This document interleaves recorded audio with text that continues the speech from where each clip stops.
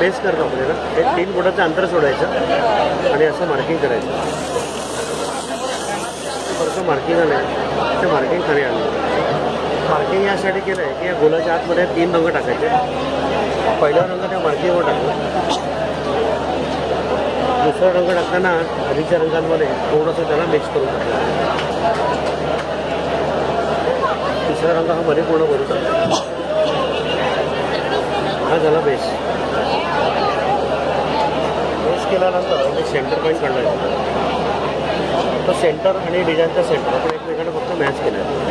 आता जाळीवरती पांढरा, पिवळा आणि पोपटी हे रंग फिक्स आहेत. डिझाईन कोणताही असलं तरी लाईट कलर असल्यामुळे हे बेसला वापरायचे नाही. सुरुवातीला हिरवा रंग मी बाहेर फिरवला. त्याच्याखाली पिवळा रंग आधीच्या रंगांमध्ये थोडंसं ओव्हरलॅप करून फिरवला. तसंच पांढरा पण पिवळ्यामध्ये ओव्हरलॅप करून फिरवला. आता शेवटी पिवळा रंग पांढऱ्यात मिक्स करायचा आणि डिझाईन हळूहळू हे पूर्ण करायचं. ठीक आहे. आता जे रंग आपण खाली टाकले होते ना त्या रंगांवरती सगळं डिझाईन हे तयार. ही पूर्ण प्रोसेस यात दिलेली आहे. रंग कोणते खाली टाकायचे आहेत, कोणते